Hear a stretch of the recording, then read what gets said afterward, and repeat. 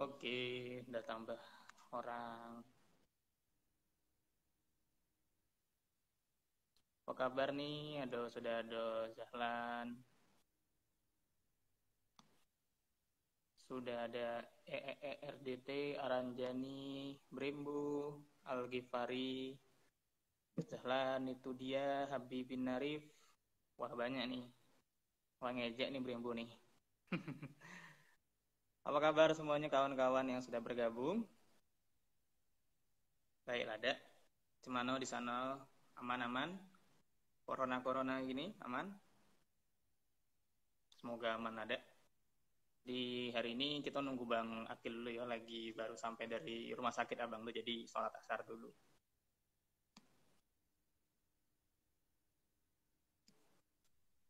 Ada yang punya pengalaman horor gak sih waktu di Mancek?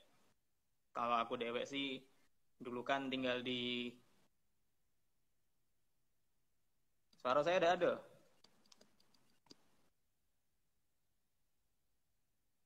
Halo semua.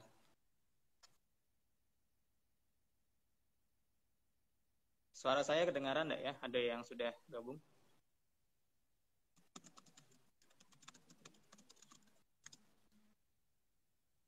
Halo.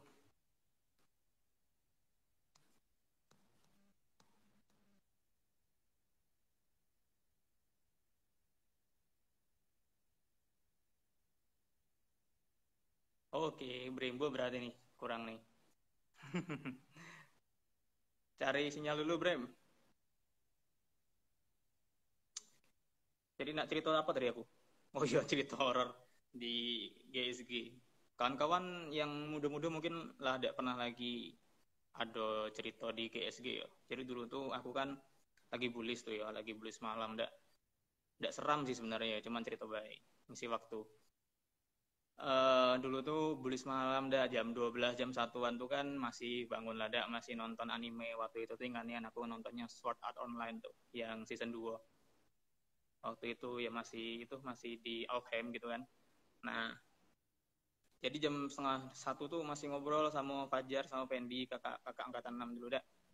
Tiba-tiba tuh kami dengar suara drum band gitu kan, dekat nian dari belakang GSG gitu kan. Kencang nian kan.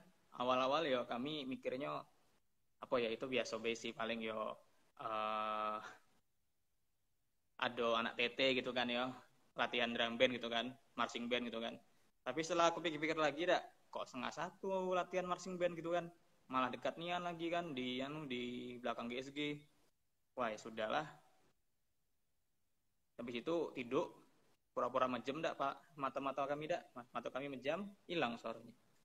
Tidak seram sih. Yoi. Jadi sebentar nih saya undang dulu Bang Akilnya. Mana Bang Akil? Absen dulu lah nih. Dari The Legend, ada The Legend nih. Legend. Wah ini ada dari Tandu. Ada dari Tandu, dari Tangga ada juga, mantap. Terus Pionir. Pangkat ada. Pangkat. Ya pangkat ada. Pansus juga ada. Mana lagi nih? Atomic, wah banyak Atomic nih. Nah lama ulang kok jadi Amel? Sejak kapan jadi Amel?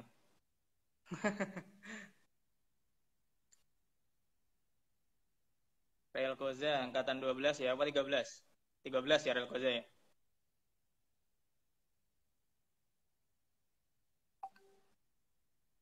Nah ini Bang Akil nih. Absen dulu, Atomic Ado, Alliance Ado juga, mantap Alliance. Terus habis Alliance, apa sih lupa aku. Elzafor ya?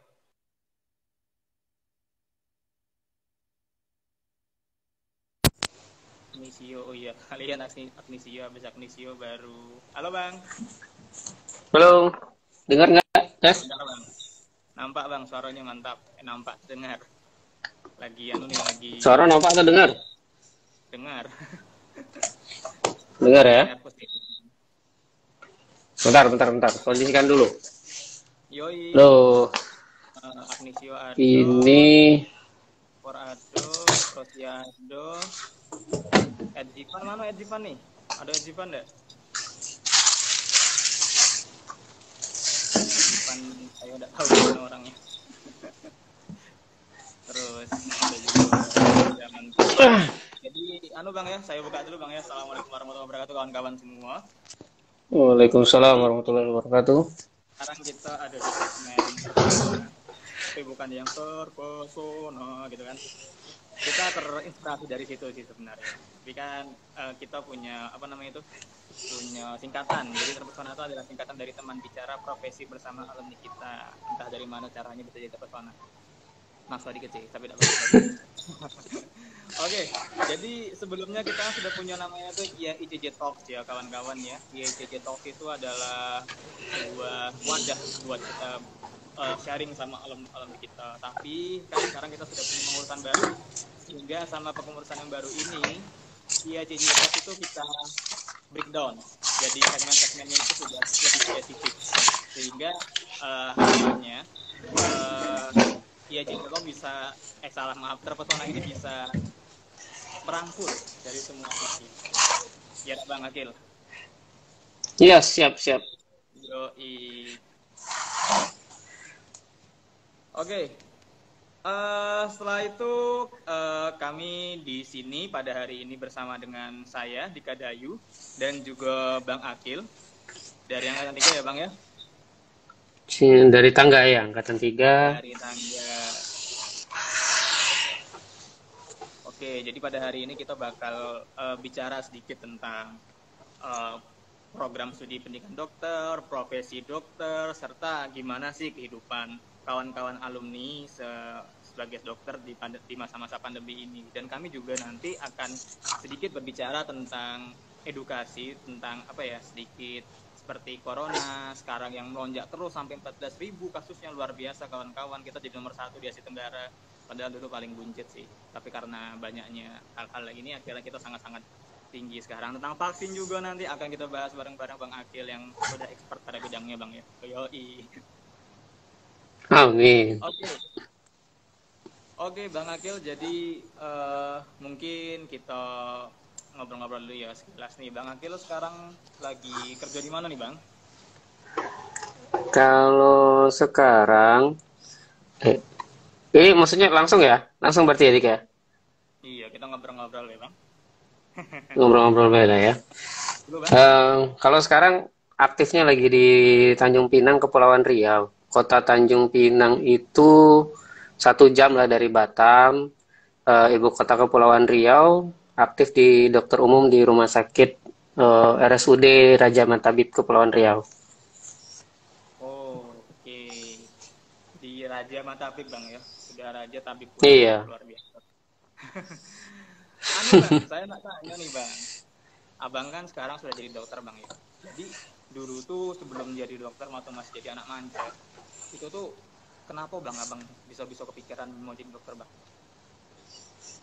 Kalau dulu awalnya pertama nggak pengen jadi dokter. Semua tahu kok. Afiliasi dulu ke teknik. Semuanya pengennya teknik. Dulu basic di Cendikia sebelumnya kan saya ini senangnya di kimia, pengennya tuh saya ini kimia, pengen teknik kimia, ternyata kayaknya adalah keinginan terselubung itu pengen jadi dokter. Ya udah sekarang dicoba.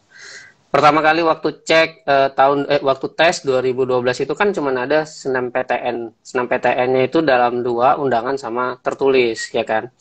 Nah, pada saat yang undangan itu milihnya di ITB loh, Dik. Milihnya di ITB. Jurusan waktu itu ngambil FTI sama FTTM. Terus undangan tidak lulus. Akhirnya pas terakhir, waktu mau SNMPTN tertulis, daftar, SNMPTN tulis, itu cobalah kedokteran. Memang pengen, dari dulu tuh ada memang kepengen menjadi dokter, cuman ya, karena mungkin dari karakter, lebih sukanya ke sains, ke teknik, coba teknik kimia gitu. Ternyata pada saat coba dokter, alhamdulillah tembusnya cuman di FK Unsri, tapi alhamdulillah waktu itu pilihan pertamanya FK UGM, pilihan kedua FK Unsri, cuman karena mungkin Allah lebih sayang saya ini masih di Sumatera, jadi ya alhamdulillah lulus di FK Unsri, Unsri Palembang, Sriwijaya, gitu loh Dik. Jadi kalau keinginannya kenapa pengen jadi dokter, sebenarnya dari awal tuh memang nggak, cuman pengen gitu, cuman pengen coba lah. Awalnya kan orang kayak, kedokteran tuh bergengsi ini segala macam, cuman tak ada niatan situ, tak ada, cuman pengen coba-coba seperti itu kan. Nah, tapi lama kelamaan setelah dijalani, oh ternyata dokter ini ada lah ya nilai plusnya, ada yang bisa kita andalkan, terus juga jadi tempat tanya-tanya keluarga, iya kan? Dika pun pasti ngerasa kan sekarang kan? Pasti banyak ditanya sama keluarga kan, ini sakit ini Dik, dan keluhannya ini apa ya obatnya? Ah, kan kayak gitu kan?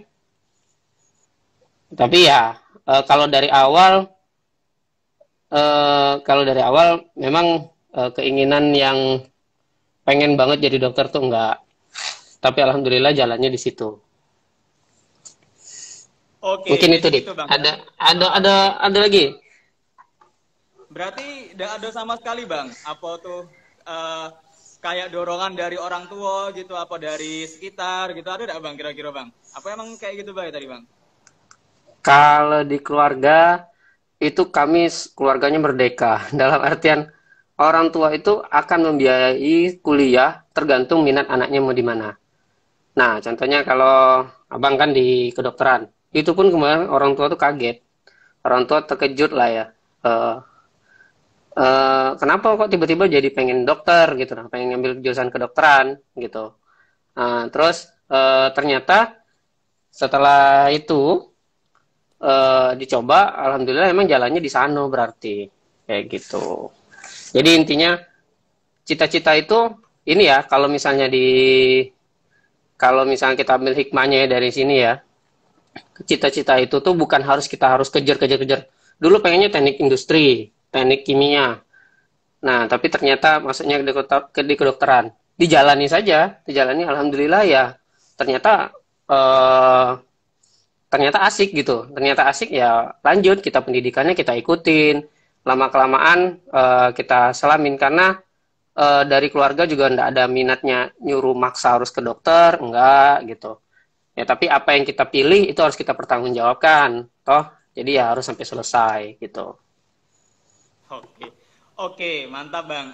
Jadi selama kuliah di kedokteran nih Bang ya, pastikan Abang punya banyak nih Bang, punya banyak suka duka gitu kan Bang ya. Mungkin bisa enggak Bang diceritakan dikit tentang suka duka Abang yang Abang rasakan Bang selama kuliah di kedokteran Bang.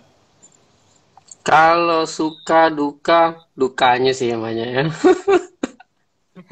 Kalau mau buka jujur-jujuran ya Dik ya, itu eh, jangan-jangan ada bakal jadi pasien nanti ya. Ini tapi enggak apa-apa ya, kita buka-bukaan ya. Masalahnya pas zaman preklinik itu kan zaman waktu masih kuliah di kampus, dari blok 2 ya sampai blok 8 itu nilai C, rantai karbon. Tapi ya alhamdulillah kan kita masih bisa diperbaikin ya.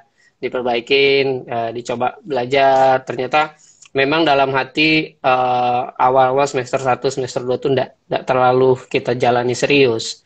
Tapi lama-kelamaan setelah kita selami, kita ikuti, ternyata oh bisa kita di sini kita ikutin bisa.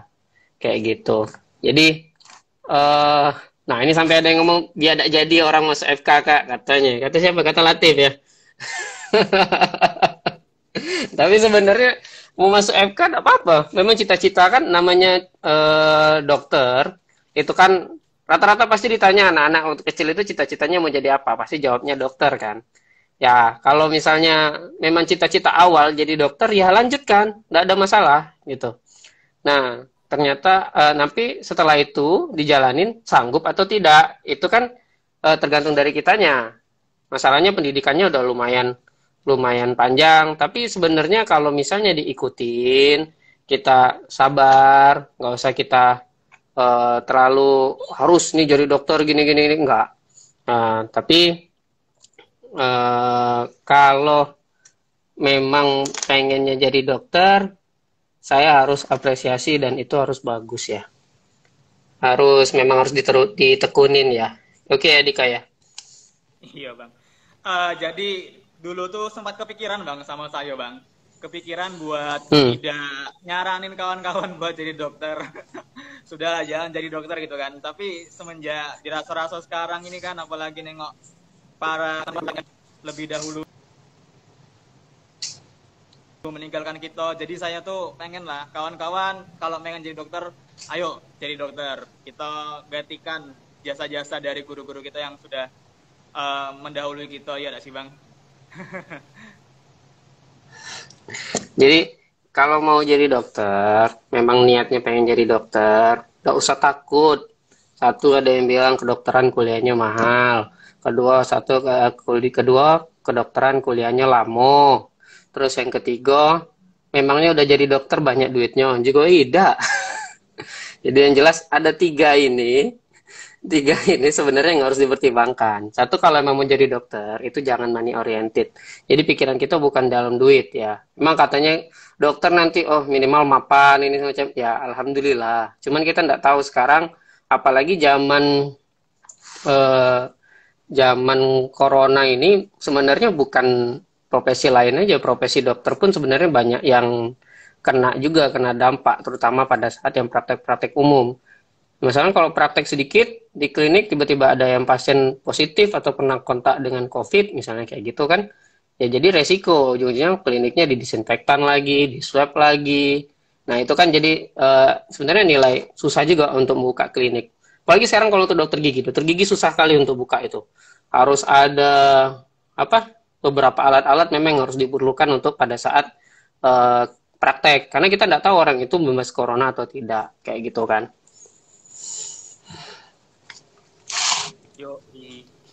Jadi gitu bang ya, kita tuh udah boleh money oriented ya bang ya, karena anggapan-anggapan orang tua dulu tuh, jadi dokter pasti kayo. Wah itu tidak juga bang kan ya. Oke. Kalau dibilang jadi dokter kayo, enggak juga ya, dikira bener ya. Apalagi kuliahnya mahal ya.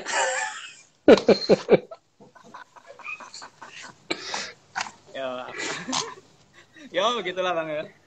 Oke bang, saya nak nanya nih bang. Sekarang kan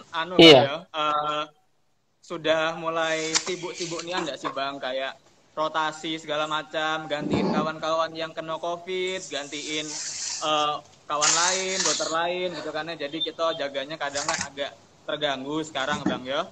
Jadi kalau dari abang sendiri bang, mungkin juga bang, pengen sharing-sharing lagi bang, cara abang buat membagi waktu antara pekerjaan dan kesibukan. Kalau mungkin dari teman-teman yang preklinik adalah bagaimana cara kawan-kawan itu buat bisa membagi waktu antara kesibukan dengan kuliah. Mungkin begitu bang. Kesibukan dengan kuliah. Jadi sebenarnya yang harus kita lakukan itu adalah prioritas. Kita kan sebagai dokter, kita belajar masalah triase ya. Kalau itu kan sebenarnya kalau di IGD ya Dik ya. Bener ya Dik? Nah jadi ada yang namanya triase itu sesuai lah sama dengan prioritas. Kita tentukan prioritas dulu. Mungkin yang mana kita tentukan yang prioritas kita yang urgensi, nah kemudian yang situasional, jadi misalnya bisa kita pindah-pindah, misalnya kayak gitu. Ini bukan prioritas yang penting ya. Nah kemudian mana yang itu tuh bukan kebutuhan, jadi gitu. Nah pada saat ini, kalau saat ini untuk kesibukan sendiri, itu kan sebagai dokter umum di rumah sakit RSUD ini, di RSUD Raja Ahmad Tabib, itu yang susah adalah pada saat ada yang terinfeksi. Jadi kita kan nggak tahu, walaupun kita udah pakai APD level 2, udah pakai masker, ternyata teman ada yang bergejala. Jadi kalau yang kayak gitu tiba-tiba, kita harus masuk, gantikan jadwal jaga, yang itu yang repot. Nah kalau saya sendiri, itu di tengah kayak gini, saya belum mau untuk praktek pribadi. Jadi belum mau gabung ke praktek ya selain di rumah sakit. Karena memang dari rumah sakit kan satu jadwalnya terlalu padat ya. Belum lagi kita harus siap-siap menggantikan teman-teman yang nanti yang tumbang atau yang maksudnya yang harus isolasi mandiri, harus yang swab, yang kayak gitu. Nah, kemudian kita praktek pribadi kita juga lebih capek.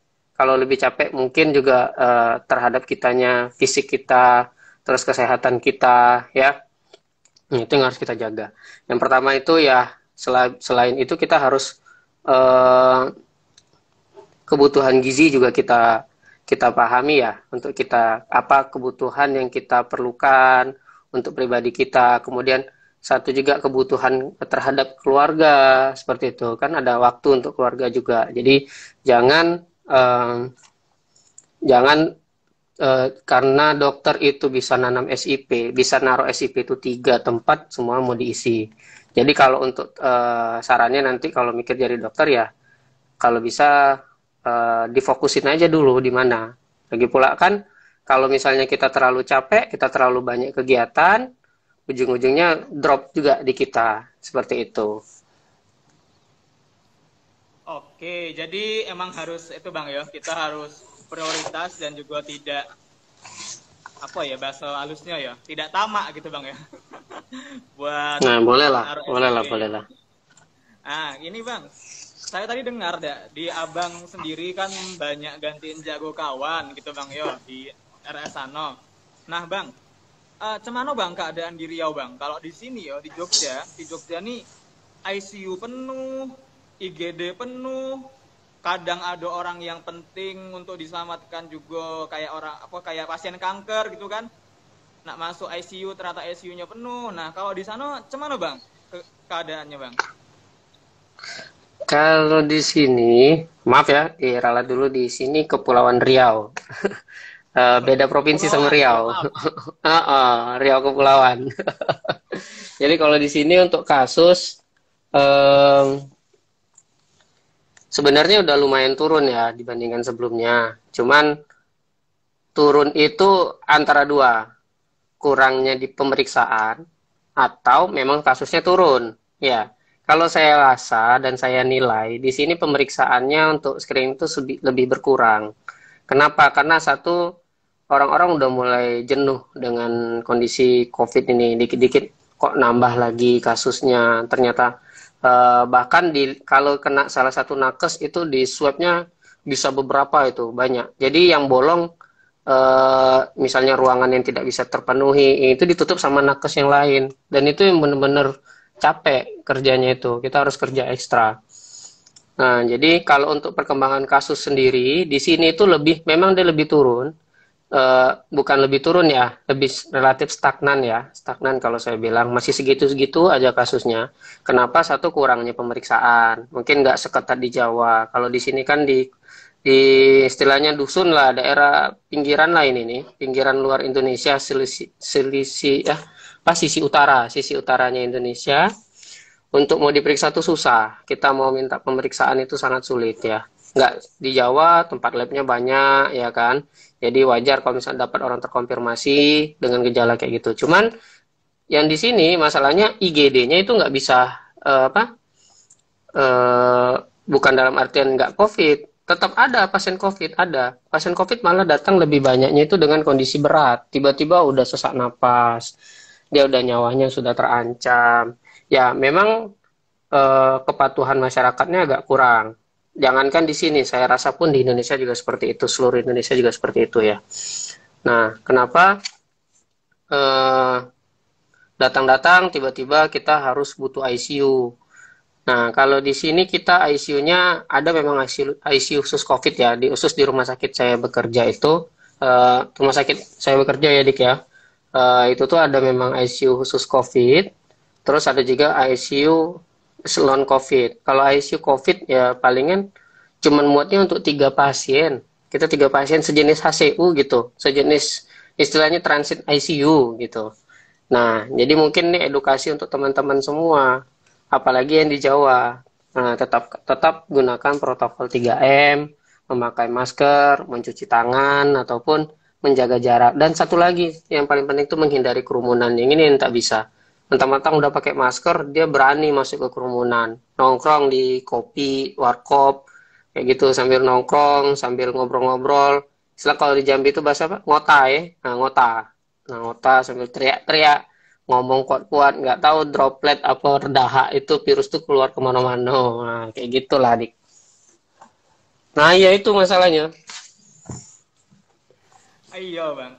Jadi kalau saya garis bawahi tadi bang ya, jadi berarti ada beberapa hal bang ya yang mungkin menjadi penyebab kurangnya terasa kurang gitu ya kasus di sana tuh. Antara pertama dia itu emang kasusnya turun atau pemeriksaannya kurang gitu bang ya, iya enggak bang? Nah terus sekarang bang, eh kan sekarang ini lagi zaman zaman vaksin nih bang ya, lagi booming booming nian vaksin gitu dah. Nah abang lah divaksin belum nih bang? Kita tidak ketinggalan, kita divaksin duluan.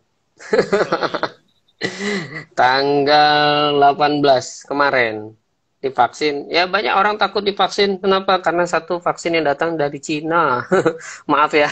Tapi emang banyak underestimate terhadap vaksin dari Cina ya. Terutama pada orang-orang kita. Karena dibilang pemerintah kita dekat sama Cina lah. Kenapa bisa datangin vaksin Cina? Kayak gitu kan. Padahal vaksin-vaksin yang lain banyak ya gitu kan. Sebenarnya nggak masalah sih, Dik. Ya, mau ditanya apanya, Dik? Sakit gak bang divaksin? Sakit sih.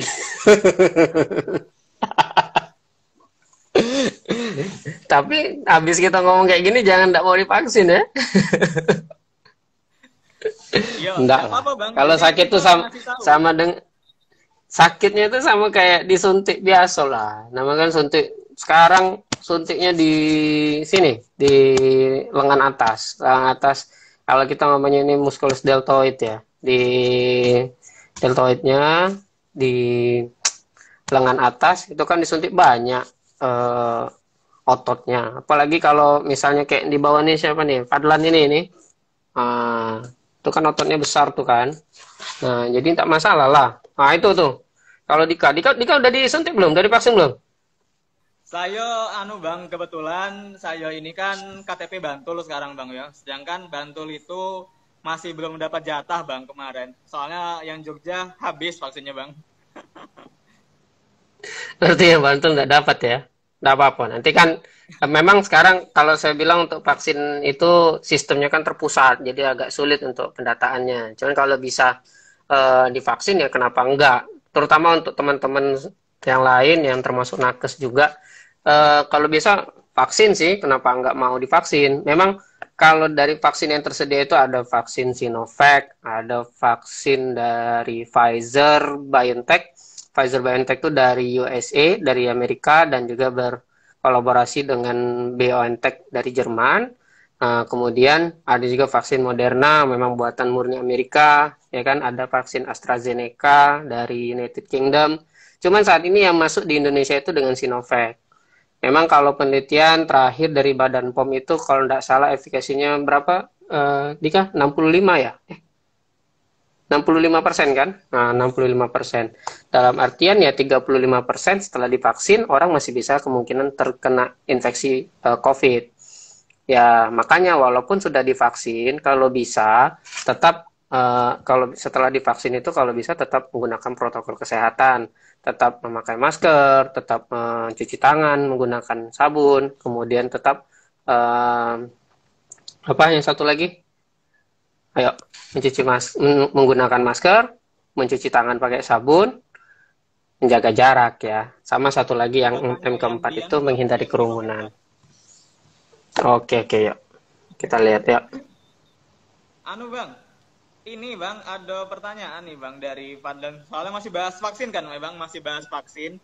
Jadi cuman bang, rasa dan efek setelah divaksin bang, apakah terasa demam, apakah terasa geliar, pusing-pusing gitu, ada nggak bang kayak gitu bang? Kalau saya sendiri cuman dirasain itu efek setelah dikasih vaksin Sinovac, ngantuk sih, ngantuk. Setelah itu istirahat, tapi setelah istirahat pulih kok, bagus. Malah setelah itu nafsu makan meningkat. Jadi memang mau makan, jadi kerjaan dikit-dikit lapar ya. Jadi kalau selebih itu demam tidak ada, terus alergi terhadap suntikan vaksin juga tidak ada, sesak napas tidak ada. Tapi tetap namanya vaksin kan tetap ada observasi ya. Kita ada namanya KIPI, kejadian ikutan pasca imunisasi. Nah, itu kan kalau habis divaksin tetap akan dinilai selama vaksin berikutnya. Ini kan Sinovac ini diberikan 2 dosis ya. Sekarang ini dosis pertama, nanti kemudian dosis keduanya setelah 14 hari. Nah, pada saat dosis menjelang itu ya tetap kalau misalnya ada keluhan kita bisa langsung datang ke fasilitas kesehatan terdekat seperti itu. Nah, beberapa abang kan di sini Dik selain disuntik vaksin juga jadi tim vaksinator. Tadi kesibukannya itu sebagai tim vaksinator kita yang tukang screening lah istilahnya, yang milih oh ini orang nggak usah divaksin, ini orang harus divaksin kayak gitu kan. Nah, cuman memang beberapa kemarin tuh dari hari Kamis kemarin sampai hari ini tuh kira-kira dari nakes di tempat abang sendiri, tempat saya sendiri itu ada 5 atau 6 yang tidak saya suntikkan. Kenapa? Mungkin ya memang kan kita di vaksin itu kan ada kita registrasi, kemudian kita screening kan. Nah, kemudian setelah screening kita ketemu ternyata oh ini ada penyakit ini. Penyakit misalnya salah satunya hipertensi. Kalau hipertensi, tensinya lebih di atas 140/90, itu tidak direkomendasikan untuk vaksin. Nah, jadi yang tidak direkomendasikan untuk vaksin itu ya kita tidak akan lakukan vaksin. Ya palingan kita tunda dulu sampai tensinya bagus kayak gitu. Nah, kemudian ada penyakit-penyakit penyerta misalnya ada kencing manis, DM, diabetes, kemudian ada asma, alergi, itu tidak akan kita suntikan vaksin. Jadi untuk teman-teman sekalian jangan takut untuk divaksin. Karena kenapa? Sekalipun teman-teman sudah terdaftar misalnya dijadwalkan vaksin, terus teman-teman merasa sakit gitu, teman-teman tetap datang aja ke tempat tempat vaksin itu, pasti nanti akan di screening. Oh ini tidak layak divaksin, ya udah nggak akan divaksin gitu. Oke. Kayaknya kalau bahas COVID Bang, banyak ini Dik. Iya, makanya kita bahas nih Bang ya. Anu Bang, jadi saya klarifikasi Bang ya. Kalau untuk Abang sendiri itu tidak merasakan adanya demam, tidak merasakan adanya pilek segala macam tuh tidak ada Bang ya. Cuma rasa lapar Bang ya, karena Abang lagi lapar mungkin tidak Bang. Anu Bang, ini ada di kawan-kawan tuh ada juga yang nanya kan, kalau divaksin jadi titan apa tidak gitu kan? Tidak Bang ya, kita kalau jadi titan mohon maaf saya bukan dari bangsa Eldian. Mungkin saya orang Marley, jadi kalau disuntik tidak berubah jadi titan. Kita Bang, kita ASEAN Bang, yang Asuma Bito Bang. Oh ASEAN ya, ASEAN ya. Iya, Asuma Bito. Bukan bangsa Eldia ya. Wah malah jadi wibu nih. Oke, ini kita tengok-tengok komentar nih Bang. Bismillah dapat founding, amin. Saya tag B. Terus ini Bang Ruli nih, wah pantas agak tembem ya Dok, iya sih. Ini Bang Ruli ini tempat saya kerja dulu, pernah kerja kan sebelum kerja di sini kerja di Pulau. Nah ini Bang Ruli ini salah satu staf di sana ini. Makanya waktu ketemu dulu masih kurus, sekarang udah tembem. Oke. Tadi Bang ya, mungkin Abang bisa jelaskan dikit nih Bang. Kira-kira apa nih Bang yang penjelasan lebih jelas lagi Bang. Tadi sudah Abang singgung-singgung sih Bang. Yang nentuin divaksin apa tidak tuh apa baik tuh Bang? Kayak apa gitu Bang. Mungkin bisa diperjelas buat kawan-kawan kita ini Bang yang lagi menonton di sini. Oke, berarti kayaknya kita ganti ini ya. Kita ganti ya. Juga bukan judulnya bukan profesi di tengah pandemi ya. Sedikit tentang edukasi ya. Oke, jadi yang pertama ada kriterianya. Kalau dari PAPDI itu Persatuan Ahli Penyakit Dalam Indonesia, dari PAPDI rekomendasinya itu ada 16 pertanyaan. Dan kita kan sebelum vaksin kan cek dulu kesehatan kita, tanda-tanda vital. Yang pertama itu adalah tensi. Tensi itu tekanan darah ya, tekanan darah kita. Kalau misalnya kita ada hipertensi, tensinya di atas 140/90, itu vaksin tidak diberikan. Kemudian dilihat juga suhunya dicek juga. Kalau misalnya di atas 37,5 berarti kan demam ya, Dik ya. Nah, berarti demam. Di bawah itu berarti masih dikategorikan normotermi, jadi dia tidak demam. Tidak demam berarti masih boleh divaksin.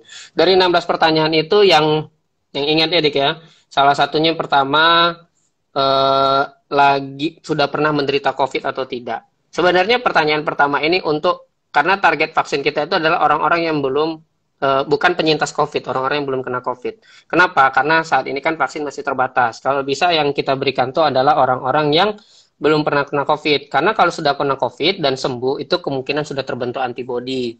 Jadi target pertama itu dari pemerintah adalah diberikan vaksin itu kepada orang-orang yang belum terkena COVID sama sekali, ya gitu. Kemudian orang ini tidak sedang hamil atau menyusui atau dalam program hamil seperti itu.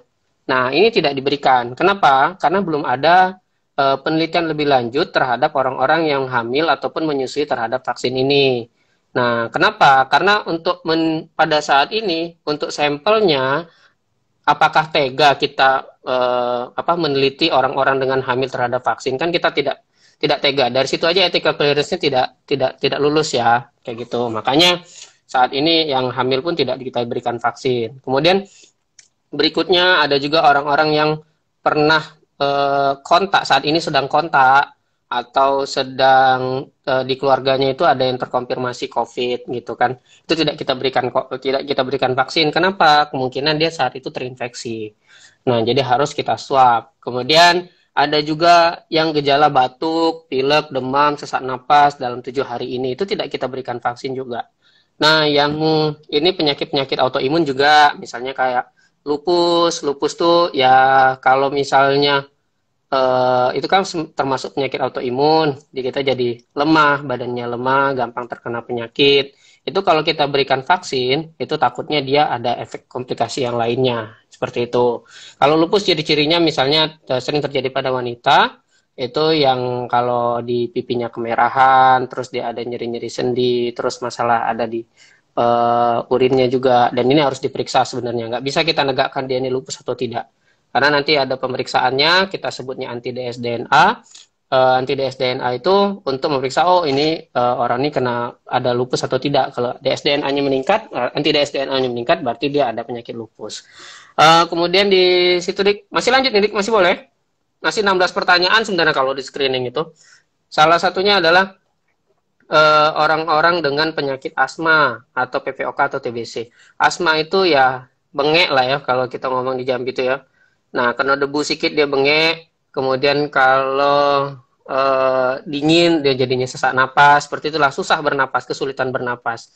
Nah, kemudian juga PPOK ini sebenarnya sama seperti asma, cuman penyebabnya bukan karena alergi, dia terbentuk alerginya itu karena rokok. Jadi orang-orang yang merokok sudah lama dalam hitungan 20 tahun atau 30 tahun, biasanya di umur-umur 40, dia udah mulai gejala sering-sering sesak napas. Dan ini tergambarkan ada infeksi di dalam paru-parunya. Kemudian juga pasien-pasien dengan TBC itu ya infeksi paru yang lama dan harus minum obat sampai 6 bulan. Dan itu tidak kita berikan vaksin. Terus orang-orang dengan HIV positif, orang-orang dengan penyakit DM, diabetes mellitus, orang-orang dengan penyakit jantung, yang orang-orang yang minum obat-obatan jantung yang obat-obat jantung seperti pengencer darah yang lama ya, itu tidak kita rekomendasikan untuk berikan vaksin. Kemudian yang terakhir tuh ada, tapi kalau DM itu masih boleh. Kalau diabetes mellitus, kencing manis ya, kalau ini ya, kalau orang tidak tahu ya di sini. Kencing manis itu dalam artian dia harus terkontrol, berarti harus minum obat. Atau dalam saat ini dia masih disuntik insulin, seperti itu. Nah, masih disuntik insulin, ya itu yang, dan dengan catatan dia harus terkontrol dengan pemeriksaan HbA1c. HbA1c itu untuk menilai ini DM, istilahnya kalau orang kita ngomongnya ini gulo basah sama gulo kering. Di sana gitu enggak? Di Jawa? Di Jawa gitu enggak, Dik? Enggak, Bang. Namanya enggak ya? Bukan itu. Beda. Kalau di sini kalau tidak terkontrol itu namanya sebutnya gulo basah. orang ini sakit gula basah, terus sakit gula kering. Nah, kalau gula kering itu istilahnya dia sudah terkontrol gitu. Nah, palingan kalau luka itu sudah dikit aja kering gitu, nah kan. Itu dalam artian terkontrol. Kalau orang Sumatera nih kalau salah ngomongnya gula kering sama gula basah, itu yang di Palembang kayak gitu ya, di Palembang kayak gitu. Nah, selebihnya ya kalau misalnya tadi dari kriteria itu tidak ada, ya berarti boleh divaksin. Saat ini vaksin yang ada baru Sinovac, dan itu pun nggak masalah. Gitu loh, Dik. Oke bang. Bang, sedikit nih bang, dikit lagi nih bang. Ada kawan-kawan yang nanya nih bang. Jadi misalnya nih bang ya, kita kena COVID nih bang. Misalnya kan, ada yang kena COVID itu Mm-mm. bertahan berapa lama bang? Kita ada ketahanan tubuh terhadap COVID-nya bang? Kalau saat ini itu belum ada penelitian khusus yang membahas kita itu bertahan apa terhadap COVID itu berapa lama tidak. Tetap walaupun sudah eh, COVID, saran saya tetap 3M. 3M plus 1M. Jadi yang 4M lah ya. Tadi menjaga jarak, mencuci tangan dengan sabun, memakai masker, dan menghindari kerumunan. Karena kenapa? Memang secara teori pada saat kita terkena penyakit virus, tubuh kita akan terbentuk antibodi. Ya, beberapa jurnal sih ngomongnya sampai 6 bulan. Sampai paling paling lama ya 6 bulan. Ada yang tidak terbentuk sama sekali. Kenapa? Atau terbentuknya hanya sedikit sehingga untuk melawan kalau misalnya virus lagi datang itu enggak bisa terinfeksi ulang seperti itu. Kenapa? Ya karena yang terjadi kan banyak juga kasus-kasus kita tuh udah terkonfirmasi positif, kemudian udah sembuh, terus dia datang lagi dengan penyakit ternyata COVID-nya masih ada atau terinfeksi ulang, sorry, maaf terinfeksi ulang. Makanya beberapa ya eh, ada yang bilang jurnalnya 6 bulan, cuman untuk memastikan antibodi bisa kita cek rapid antibody. Yang itu yang pakai darah. Terbentuk atau tidak antibodinya. Kita lihatnya dari kalau bisa yang pakai ada dua kan IgM sama IgG. Nah, ya IgG itu. Nanti tanya aja dokternya, "Dok, ini saya sudah bentuk antibodi atau belum?" Wah, walaupun sudah terbentuk antibodi, tetap pakai 4M karena namanya virus ini gampang sekali bermutasi. Kita tidak tahu yang datang di Indonesia pada saat kita sudah kebal terhadap antibodi ini, ternyata ada virus yang lain yang seperti yang dari mutasi dari corona ini kan. Nah, itu masalahnya. Jadi, masalahnya itu yang susah untuk ini adalah virus corona ini gampang bermutasi. Itu aja sih. Nah itu bang, mutasinya ada gejala lain nggak bang? Kalau yang baru-baru ini bang, apa gejalanya masih sama-sama baik kayak dulu? Kalau saat ini, paling baru itu mutasinya gampang terjadi pembentukan trombus. Trombus tuh ya kayak gumpalan darah. Dia akan menyumbat darah-darah di perifer, darah-darah di ujung jari ataupun di ujung kaki. Eh, jadi bentuknya itu nanti dia jarinya atau kakinya itu membusuk. Nah, itu tuh yang mutasi terbaru sih. Selain dulu kan sempat sampai ada anosmia, anosmia nggak bisa mencium, ya kan? Kemudian ada juga kemarin datang dengan happy hypoxia, dan itu masih terjadi saat ini. Atau awal-awal kemarin dengan diare, diare kronik, diare terus menerus seperti itu. Itu loh, Dik. Oke, bang satu lagi nih bang, ada yang menarik nih bang. Kalau misalnya kita habis vaksin, boleh donor nggak bang? Apa tak boleh? Oh, boleh, boleh, donor boleh. Bahkan kalau bisa untuk yang udah vaksin, eh, sebenarnya sih lebih bagus ya yang sudah ini ya, yang sudah pernah COVID ya, yang pernah COVID udah terbentuk antibodi. Nah, itu donor. Itu karena apalagi terhadap untuk plasma konvalesen yang banyak dibutuhkan saat ini di Jawa itu banyak tuh minta. Permintaan plasma konvalesen itu udah banyak banget. Eh, Kalau misalnya kita habis vaksin, sarannya habis vaksin dosis kedua sajalah. Sudah selesai vaksin dosis keduanya, nah kemudian setelah 28 hari kemungkinan baru terbentuk antibodinya, nah disitulah baru kita vaksin. Baru disitu donor, itu lebih bagus. Cuman kalau mau donor, saat ini pun nggak masalah. Oke, jadi gitu ya kawan-kawan yang sudah bertanya di kolom komentar. Terima kasih. Ini kami masih membuka pertanyaan nih. Kami tapi jawab-jawab dulu nih. Ada pertanyaan masuk nih. Bang, kira-kira waktu saat ini lebih enak mana sih bang, pas kerja apa waktu masih kuliah bang? Kalau di kedokteran sendiri. Mungkin kita balik lagi ke bang ya, ke anu bang ya, balik Eh, lagi ke oh ya, yang tadi ya. pembahasan Oke, oke, oke. profesi ya bang ya. Tadi kan sudah covidnya mantap nih antul ada. Oke, lanjut bang ya. Kalau masalah kerja sama waktu kuliah, kuliahnya sebenarnya enak. Namanya kuliah enak. Kita masih kalau misalnya kita mau nanya sesuatu, ada tempat kita bertanya, ya kan? Tapi walaupun udah kerja, tetap ada bisa kita tanyakan kok. Cuman kalau dibandingkan saat ini, kalau saya eh, ada enaknya sendiri, ada nggak enaknya juga. Kalau kerja ada, misalnya kalau kayak kuliah waktu lebih banyak gitu kan. Walaupun kita, apalagi kalau kuliah sekarang ya, cuma lewat Zoom, Zoom ya, sekarang ya, Dika ya. Wah itu enak kali Dika. Kalau ini mau ngomong siapa nih? Adek abang nih, Arif nih. Ah, itu kuliah Zoom, tapi dia sambil bangun tidur jam berapa? Kan enak kalau zaman sekarang kan. Kalau dulu kita gesa-gesa harus jam 8 udah harus ini, harus harus apa? Harus Absen. siap masuk kampus, berebut kursi. Di Jogja gitu dak? Berebut kursi, Iya kursi bang, paling absen depan, juga. Kalau tidak masuk absen. ditutup pintunya. Nah, gitu kan. Sebenarnya itu seru. Satu, ya dekat sama teman banyak, ya kan. Kelebihannya ya mungkin kalau waktu kuliah kan susah apa minta uangnya lah ya. Nggak enak kita kan. Kalau dikit-dikit banyak kebutuhan kan. Habis kita kayak gini, habis kita apa? Habis praktikum ini terus minta lagi duit, suruh untuk bayar OC lah, untuk bayar inilah kayak gitu. Nah, minta lagi itu ndak enak sebenarnya. Itu waktu kuliah. Cuman kalau pada saat udah kerja kan kita ada penghasilan sendiri. Nah, cuman ya namanya pada saat ini teman-temannya ndak sebanyak waktu saat kuliah. Itu kita ada kesibukan masing-masing gitu. Cuman kalau untuk aplikasi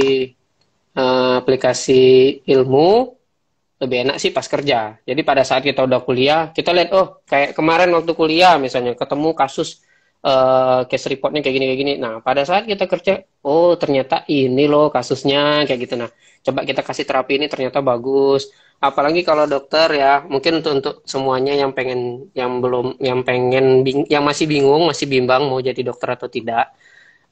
Coba pikirkan seperti ini. Pada saat yang kelebihan salah satunya dari dokter itu adalah pada saat kita memeriksa pasien, terus kita membuat diagnosa, terus kita mentata laksana pasien. Ternyata pasien tersebut baik lagi kita dan pasiennya dibilang, Alhamdulillah kita dapat obat ini sama dokter ini kok lebih enakan ya. Nah, jadi walaupun kita itu cuma memberi obat berdasarkan ilmu yang kita punya, dan mereka ngomong seperti itu tuh suatu rasa yang apa ya, yang award untuk diri sendiri ya, Dik ya.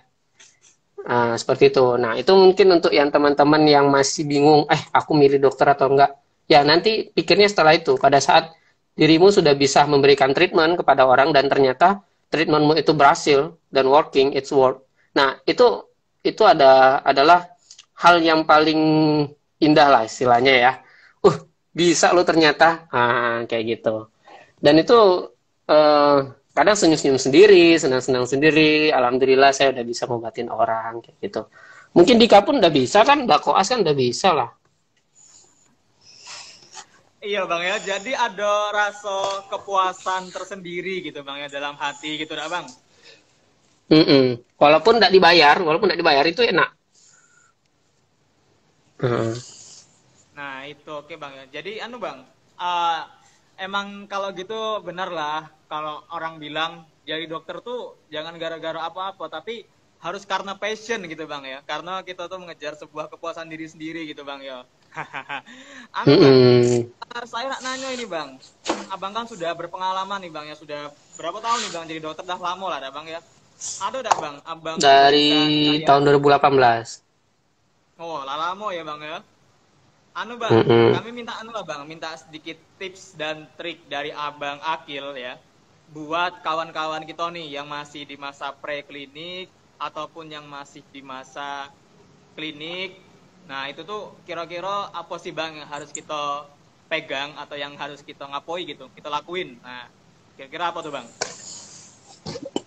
Ini pesanan kesannya untuk orang-orang yang sudah di kedokteran saja atau orang-orang yang akan menyelami kedokteran? Kita anu dulu bang, kita bertahap dulu bang. Jadi kita yang sudah di kedokteran dulu, baru agak kita ngomongin Mm-mm. yang masih baru-baru mau gitu kan bang. Buat kawan-kawan Oh umur gitu, 12 oke oke maupun oke oke. 13 gitu. Kalau untuk orang-orang yang masih di kedokteran, jangan menyerah. Memang kuliah kedokteran itu capek ya. Eh, Kalau dulu kita kuliah, misal kalau kami itu ada IT ya, IT atau micro teaching, integrated teaching, kuliah itu dari pagi sampai sore. Terus pada saat orang lainnya lagi fakultas lain masih santai-santai, kita mau ujian kayak gitu. Apalagi kalau di kedokteran dikit-dikit ujian, dikit-dikit ujian, dikit-dikit ujian. Nah, itu pokoknya jangan menyerah, tetap jalanin, walaupun terasa berat tetap harus kita jalanin karena hasilnya itu akan membanggakan sendiri. Apa ya? Eh, Akan memberi kepuasan tersendiri terhadap kita lah nantinya. Nah, pada saat itu dari preklinik misalnya, pokoknya kalau kalau abang tuh, kalau saya ya, kalau saya tuh pada saat fokusnya adalah nanti selesai blok bisa gini kasih word gitu, nah boleh nanti makan di sini gitu, nah penting selesain dulu blok ini, nanti misalnya dari blok jantung nih, dari blok jantung mau pindah ke blok respirologi misalnya, ke blok paru misalnya, nah kita harus belajar nih di blok jantung nih, kenapa nanti kalau misalnya lulus blok jantung, nanti kita makan di tempat inilah, nah, kayak gitu. Jadi tuh ada apa, pemberikan hadiah untuk diri sendiri kayak gitu. Nah, jadi kita semangat pada saat itu, apalagi terutama kedokteran. Kedokteran tuh dikit-dikit ujian, dikit-dikit ujian. Ya udah, ternyata dijalanin aja, udah terbiasa lama kelamaan. Kemudian udah selesai itu pada saat koas misalnya lagi stase ini gitu, nah kan kalau stase pada saat koas itu ya ikutin apa yang konsulennya mau, apa yang bagaimana kita harus memahami. Koas itu harus memahami bukan sekedar ilmunya, tapi personalitinya. Ya, kita harus memahami konsulen ini ternyata kayak gini. Bahkan kalau kami itu di kulit, kalau di stase kulit ya, mudah-mudahan enggak ada ini, enggak ada anak unsri. Kalau di kulit, kalau di Oke, stase kulit dokternya itu, nengok pula bang. mudah-mudahan jangan kena lapor lah ya. Kalau di stase kulit itu eh, harus pakai baju rapi-rapi kan, kayak gitu tuh cara menarik perhatian konsulen kayak gitu. Terus kalau waktu stase jiwa juga, kalau ujian sama dokter ini harus pakai baju bunga-bunga, nah, kita ikutin. Jadi maksudnya bukan dalam artian kita paham ilmunya saja, tapi kita harus paham personalnya, apalagi terhadap kita akan ngadapin ke orang-orang, konsulen-konsulen kayak gitu. Nah, kemudian setelah saya jadi dokter, kemudian kita internship pun gitu, kita bentuk teamwork, kerja sama tim, karena kami kemarin internship 21 orang, alhamdulillah 21-nya kompak, sampai sekarang pun masih terjalin komunikasi.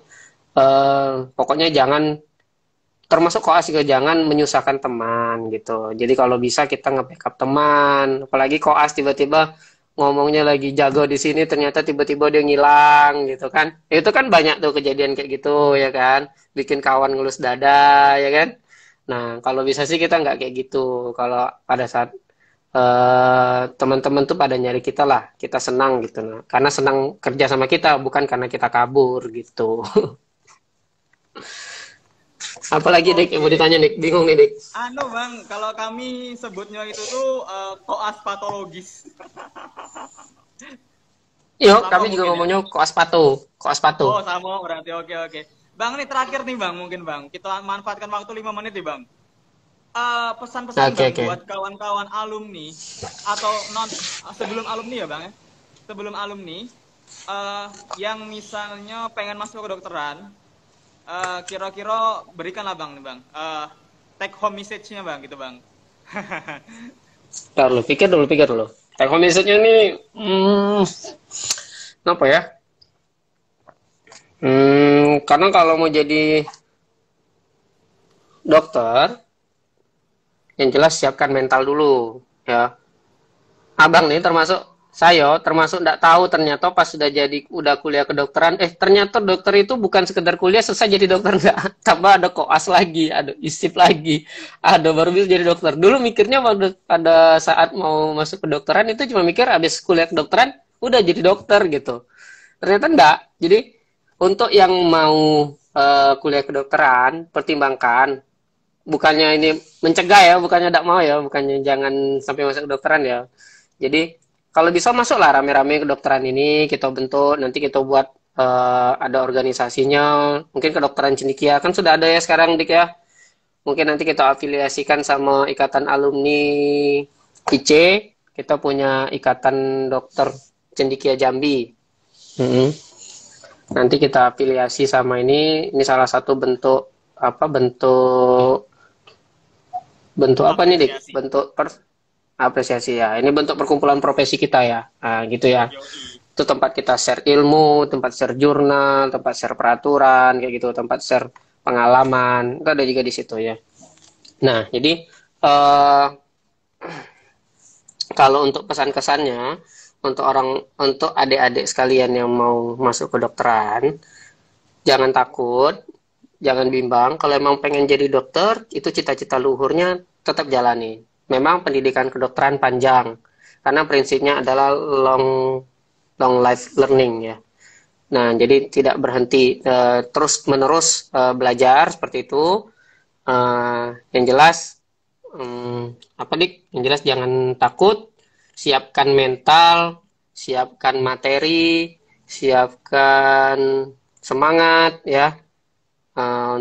Untuk menjadi dokter yang baik ya. Karena pada saat menjadi dokter dan berhasil mentreatment orang-orang, berhasil memberikan terapi kepada orang, itu akan menjadi kepuasan tersendiri. Walaupun rewardnya itu bukan hanya uang sebenarnya. Reward itu bukan uang.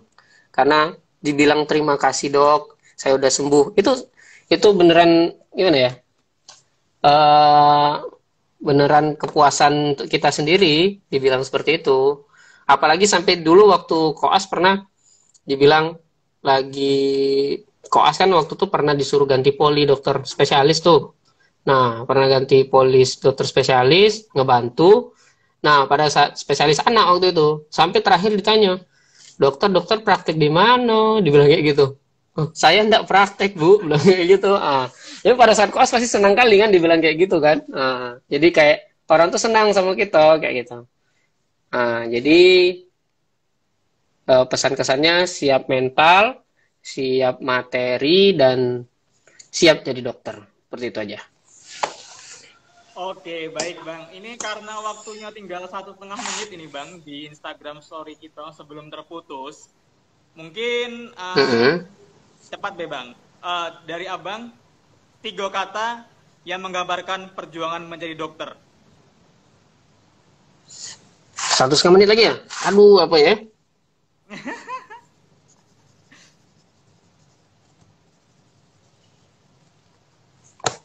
Aduh. Kalau 3 kata yang menggambarkan untuk menjadi dokter itu adalah, kalau saya bilang mantap, maksimal, dan alhamdulillah. Kenapa mantap? Kenapa maksimal? Karena kita alhamdulillah diterima jadi dokter itu adalah suatu prestasi yang patut dibanggakan. Mantap ya, maksimal berarti dalam artian kita harus berjuang semaksimal mungkin. Dan alhamdulillah saat ini udah jadi dokter. Seperti itulah kira-kira 3 katanya ya dik. Mantap, Ini nggak ada di Bang. briefing ini, nggak tahu jadinya harus siapin 3 kata. Bang, emang sengaja gitu Bang. Oke Bang Akil, kami ucapkan terima kasih banyak sekali Bang atas ilmunya pada pagi hari ini. Jangan kapok buat mengisi. Sorry. Juga harus, ya. Sore. Kita juga harus encourage ya teman-teman kita yang mau jadi dokter dan teman-teman kita yang sedang dalam masa preklinik. Untuk teman-teman yang sudah bergabung, saya ucapkan terima kasih. Ditunggu masukan-masukannya bagi kita. Assalamualaikum warahmatullahi wabarakatuh. Waalaikumsalam warahmatullahi wabarakatuh. Oke. Terima kasih banyak Bang Akil. Yuk, cara live-nya gimana ya, Dik? Ntar. Oh iya, saya juga tidak tahu Bang. Saya baru sekali ini Bang, nge-live. Sebentar Bang ya.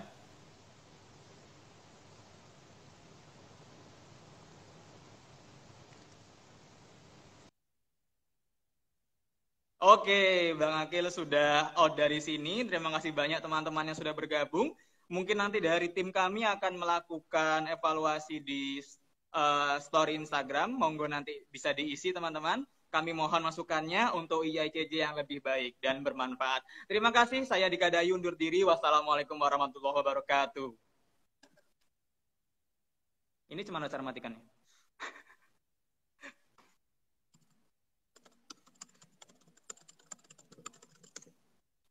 Bingung.